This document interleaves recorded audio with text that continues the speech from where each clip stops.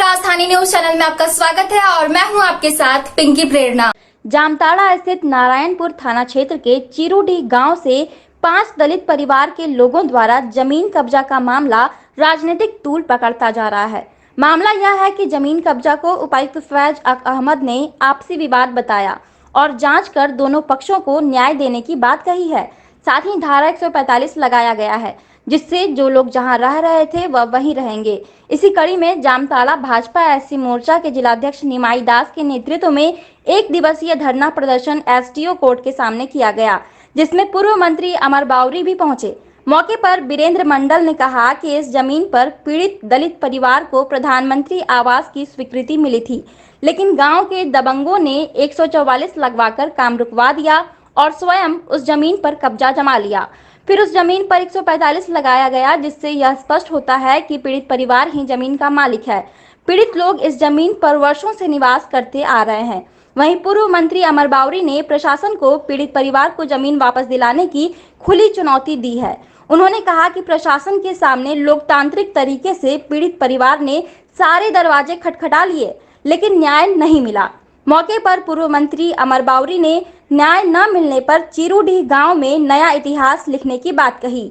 वहीं इस धरना प्रदर्शन के बाद जामताड़ा विधायक इरफान अंसारी ने एक वीडियो जारी किया है, जिसमें पूर्व मंत्री अमर बावरी को साउथ का विलेन कहा और स्वयं को जनता का हीरो।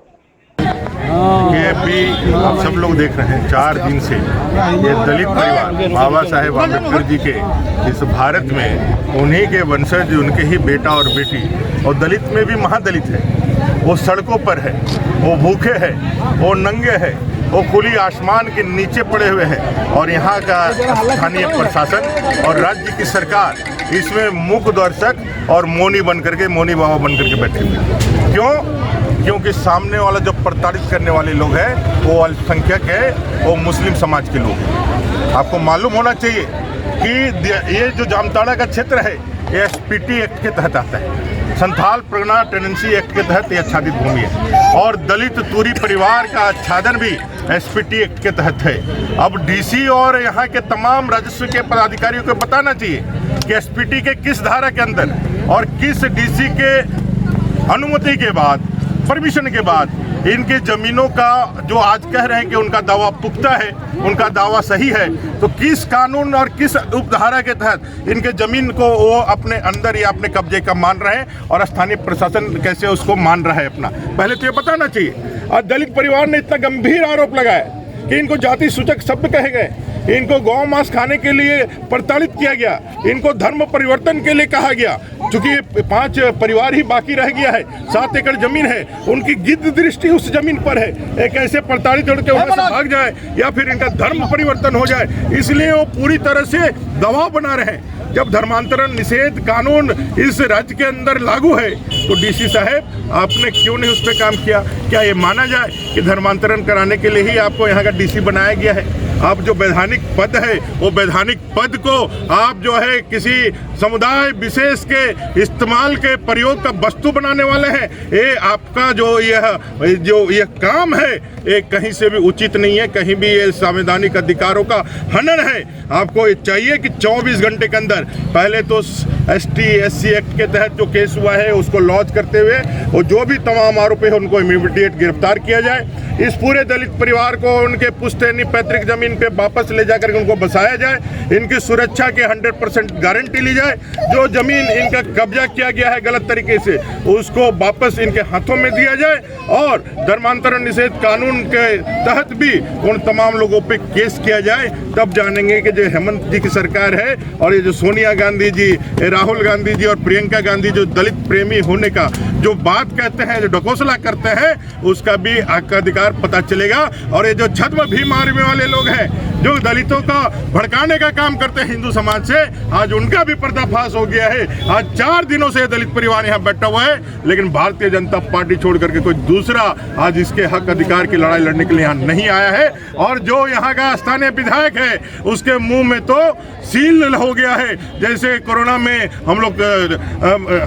हम लोग जैसे बॉर्डर को सील करते थे, यह जो घटना है इस घटना में उनका जो मुख को सील कर दिया गया है। बड़ बोला विधायक आज यहाँ पर खामोश है। वो धर्मांतरण के पक्ष में खड़ा है, दलितों के जमीन को लूटने के पक्ष में खड़ा है। ऐसे अत्याचारी सरकार और ऐसे अत्याचारी विधायक और ऐसे अत्याचारी प्रशासन के खिलाफ हम लोगों ने जंग का ऐलान किया है। अगर यदि हमें लोकतांत्रिक तरीके से, संवैधानिक तरीके से हमारा यदि हमको नहीं मिलेगा, हम लोग इसके मामले को लेकर के एससी आयोग गए हैं। एससी आयोग तक भी हम लोगों ने कहा है, दिल्ली के अंदर भेजा है, अपने राष्ट्रीय अध्यक्ष जी को भी हम लोगों ने कहा है। और हमें पूरा भरोसा है भारत के संविधान और कानून पर। कोई एक पदाधिकारी गड़बड़ हो सकता है, लेकिन भारत का संविधान जो बाबा साहेब ने बना कर दिया है, उसके समस्त पदाधिकारी गड़बड़ नहीं हो सकते हैं। और जरूर कानून की रक्षा करेंगे, जरूर संविधान की रक्षा करेंगे और इस परिवार को न्याय दिला के रहेंगे। ये मैं आपके माध्यम से स्थानीय प्रशासन से भी मांग करता हूं और अपने लोगों को भी सजग करता हूं। अगर यदि प्रशासन नहीं करता है तो हम लोग अपने हक अधिकार के लिए डुगडुगी खाली उनको नहीं, हम लोग को भी बनाना बजाने आता है। ये बात हम बताने जाते हैं। जब न्याय नहीं मिलेगा, जब संवैधानिक लोकतांत्रिक तरीके से, कानूनी तरीके से न्याय नहीं मिलेगा, तो मरता क्या नहीं करता, अपने हक हकूक, अपने धर्म और अपने लोगों की सुरक्षा के लिए जो भी करना पड़े हम लोग करने के लिए तैयार हैं। देखिए, अमर बावरी का जो बयान आया है, मैं उसकी निंदा करता हूँ। अब मैं कहना चाहता हूँ कि अमर बावरी जो है ना, ये साउथ इंडियन गुंडा है ये, और इसका चेहरा भी लगता है गुंडा की तरह। और ये बात उन्होंने सच कहा कि मैं एंटरटेनर हूँ, मैं जनता का हीरो हूँ। मैं तो अभी से मैं एंटरटेन तो करूँगा।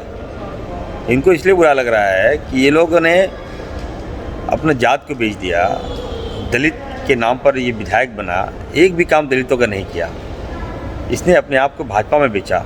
कितना में बेचा आप उन्हीं से पूछिए। जामताड़ा में आकर अगर राजनीति करेंगे तो मैं इसको बर्दाश्त नहीं करूँगा। और मैं अमर बावरी से कहना चाहता हूँ, आपका जो चेहरा है ना, देखने से भी गुंडा लगते हैं आप। ये just like looking south Indian गुंडा। तो मैं कहूँगा, आप मुझे अगर एंटरटेनर हीरो कह रहे हैं तो ये मेरे लिए गर्व की बात है, ये झारखंड के लिए गर्व की बात है।